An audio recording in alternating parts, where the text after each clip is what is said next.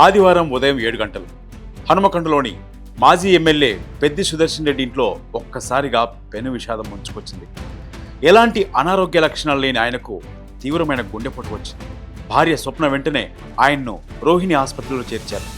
అక్కడ డాక్టర్ మమతారెడ్డి నేతృత్వంలో వైద్య బృందం చికిత్స మొదలుపెట్టారు. ఉదయం 8 గంటల నుంచి సుమారు గంట పాటు ఏకంగా 8 సార్లు సిపిఆర్ చేశారు. గుండె స్పందించలేదు. అందరిలోనూ ఆందోళన, ప్రాణం పోతుందనే భయం. అయినా డాక్టర్ మమత వెనుకడుగు వేయలేదు. ప్రత్యేక పరిస్థితిని అంచనా వేసి అసాధారణ ధైర్యంతో 9వసారి సిపిఆర్ చేశారు. అంతే, ఆగిపోయిన గుండె మళ్లీ లయ అందుకుంది.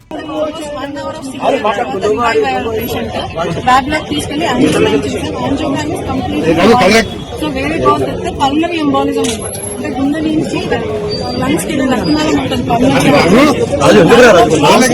సో కరగడానికి ఇంజెక్షన్ కూడా ఇచ్చారు. స్పాంటేనియస్ బ్రీతింగ్ ఉంది, వెంటిలేటర్ మీద ఉన్నాడు కానీ స్పాంటేనియస్ బ్రీతింగ్ ఉంది, బీపీ మెయింటైన్ అవుతుంది, పల్స్ మెయింటైన్ అవుతుంది. Is relatively stable. Patient stable గా ఉన్నారు. ఫాల్స్ న్యూస్ స్ప్రెడ్ చేయకండి. వైద్యుల మాటల్లో చెప్పాలంటే ఇది నిజంగా ఒక మెడికల్ మిరాకిల్. ఈ వార్త తెలిసిన క్షణం నుంచి బీఆర్ఎస్ పార్టీ ఒక్కటిగా కదిలింది. ప్రస్తుతం ఆయన అధికారంలో ఉన్న ఎమ్మెల్యే కాదు, ప్రభుత్వ పదవిలోనూ లేరు. కానీ ఆ పార్టీకి ఆయన కుటుంబ సభ్యుడు. పార్టీ అధినేత కేసీఆర్ ఎప్పటికప్పుడు సుదర్శన్ రెడ్డి ఆరోగ్య పరిస్థితిని సమీక్షించారు.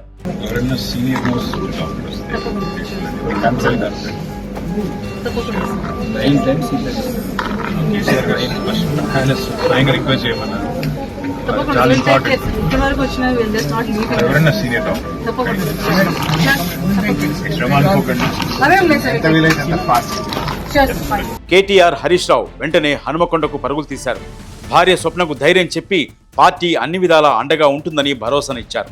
ఒక్క నిమిషం కూడా వృధా కాకూడదని మెరుగైన వైద్యం కోసం హైదరాబాద్ తరలించాలని నిర్ణయించారు.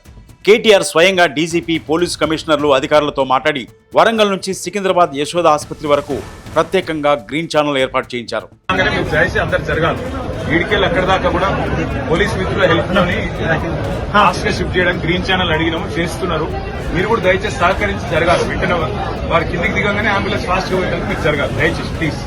పోలీస్ పైలట్ వాహనం వెంట రాగా కేటీఆర్, హరీష్ రావు స్వయంగా అంబులెన్స్ వెంటే ఉన్నారు. ఆసుపత్రి చుట్టూ వేలాది మంది కార్యకర్తలు, అభిమానులు బారులు తీశారు. ప్రతి ఒక్కరి నోట ఒకే మాట, పెద్ది అన్నను కాపాడుకోవాలి, పెద్ది అన్నను కాపాడుకోవాలి అనే తపన కనిపించింది.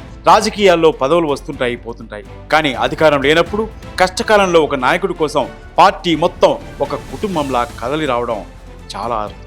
ఇక డాక్టర్ మమతారెడ్డి వైద్యంతో చావు అంచుల నుంచి ప్రాణాలతో బయటపడిన పెద్ది సుదర్శన్ రెడ్డి ఉదంతం కేవలం ఒక వార్త కాదు. కష్టంలో ఉన్న మనిషి కోసం ప్రభుత్వ యంత్రాంగాన్ని కదిలించి మావాడు అని నిలబడే అరుదైన మానవత్వానికి, బీఆర్ఎస్ కుటుంబ బంధానికి ఇదే అసలైన నిదర్శనం.